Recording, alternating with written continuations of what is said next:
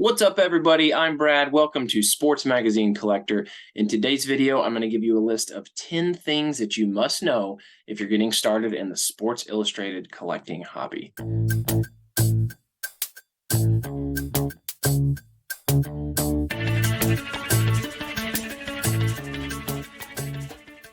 Number one, newsstand versus subscription.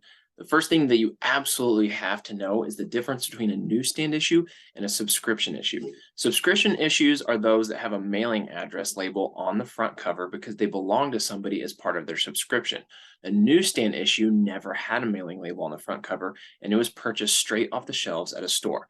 The newsstand issues are preferable by collectors because they are much more rare. Check out my video titled The Basics of Collecting Sports Illustrated Magazines for a much deeper dive on this topic. Number two, how to spot subscription labels. You also need to know how to spot these subscription issues. On the surface, it sounds super easy, but I can assure you that it's not. There are blank box subscriptions. There are labels removed. There are all sorts of scenarios where a collector can be tricked into thinking that they have a newsstand when they actually do not. To be an effective collector and to amass issues with the greatest value, you have to become an expert in making this distinction. Number three, first covers. Sports magazine collectors know that the first time an athlete is on the cover of Sports Illustrated, also known as their first cover or rookie cover, is almost always the most valuable issue for that specific athlete. Just like a rookie card in the sports card world, first covers in the world of sports magazine collecting demand an extra premium. Number four, variant covers. Variant covers can exponentially increase the rarity and value of certain issues. There have been many instances, especially in the 2000s and 2010s, where Sports Illustrated released multiple covers in the same week. These magazines were the exact same, they just featured different photos on the cover. These were often regional variants where one region received one cover while another region received a different cover. A common example would be something like this NFL preview issue. Those in California would have received the Colin Kaepernick cover that week, while those in the Midwest would have received the cover with Andrew Luck. Because variant covers were printed in smaller numbers, they're even more rare and can carry even higher value. The more variant covers in a given week, the more scarcity that each one of those covers has. When you have a variant cover that is also a first cover for a big-time athlete, you've hit a double whammy and could potentially have a very valuable issue. Number five, the type of cover. When you are collecting, you need to know some of the factors that make an issue carry value. We've already talked about first covers and variants, but other factors. How big of a superstar is on the cover? Tom Brady covers are going to carry a lot more value than a cover with Jim Plunkett. No disrespect, Jim. How cool is the photo? This cover on the left is actually considered to be one of Tom Brady's covers because it has part of his face, but also has parts of the face of several other quarterbacks. This cover is not going to carry nearly as much desirability as a cover that has a slick headline and shows Tom Brady looking like a stud. Or take the Bobby Hull and the Jim Brown first covers. They're not even photos, they're just paintings. While these would still be collectible issues because they're first covers, they'd probably be even more so if they were actual in-action photos. Does the cover put the athlete in a negative light? We want to see our favorite athletes dominating, not a mugshot or a picture of them getting knocked out. And is the cover from their playing days? A Jackie Robinson cover from 1997 doesn't carry all that much value, nor does a Muhammad Ali cover from 1998.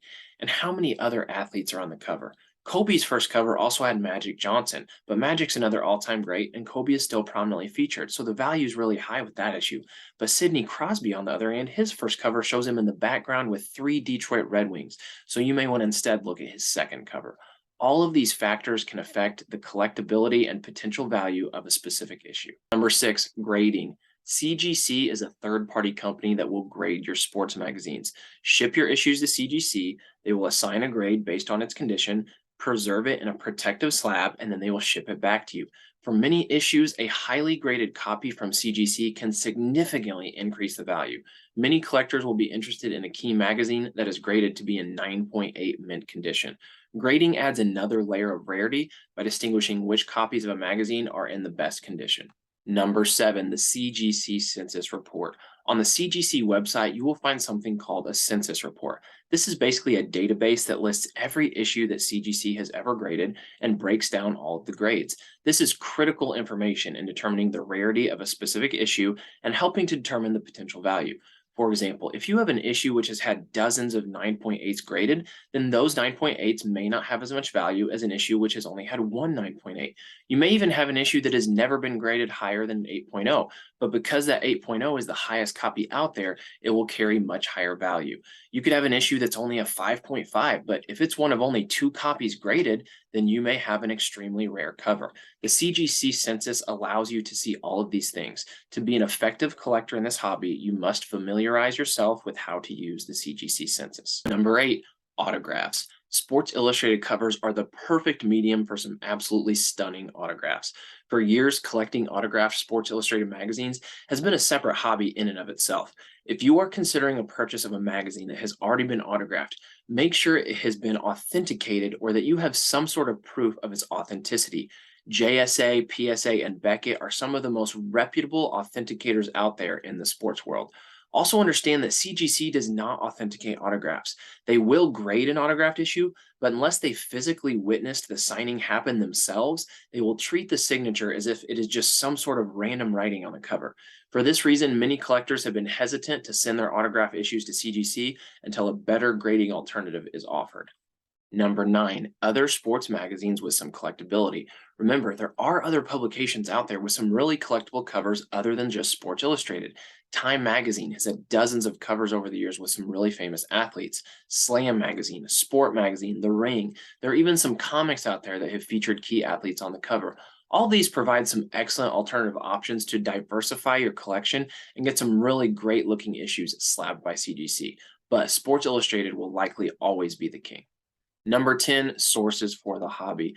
This hobby is still growing, but if you want more content, here are some really great places to look. First, check out CGC Sports Illustrated on YouTube. Jim has some awesome content out there, and he's actually one of the main reasons that I got hooked into this hobby. He's also on Twitter, Instagram, and he has a really great Facebook group, all with the same name, CGC Sports Illustrated. SportsIllustratedIssues.com. This is an absolute must. This website is an amazing resource for looking up covers and easily identifying which issues are first covers.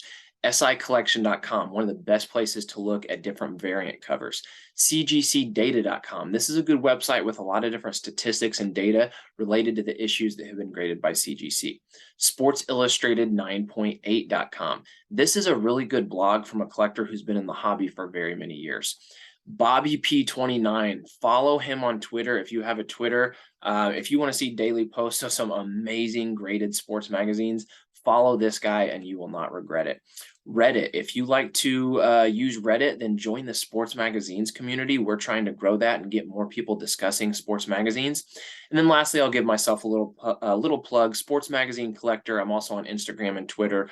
I post daily content on there as well, more frequently than I post here on YouTube. So give all these resources, a follow, check them out. If you're trying to learn more about this hobby, these are some great places to start. All right, guys, there you have it. The 10 things you must know if you are getting into the hobby of collecting sports magazines. Now, I only touched on these topics on a very surface level in this video, so be sure to check out some of my other videos for much deeper dives and explanations. And as always, I greatly appreciate any likes, comments, and subscribes. Now let's wrap things up with a little bit of sports trivia. You know what time it is. Last video, I asked the question, which tennis player has been featured on the most weekly Sports Illustrated covers? And the correct answer is Jimmy Connors with 8 weekly Sports Illustrated covers. Now, today's question. There have been about 13 covers which featured a father and son both on the cover. Of those issues, there are only 2 instances where both the father and the son ended up in their sports Hall of Fame. Can you name either pair of these Hall of Fame father and son duos? If you know the answer, drop a comment, and the first one to get it correct will get a shout out in my next video. See you guys.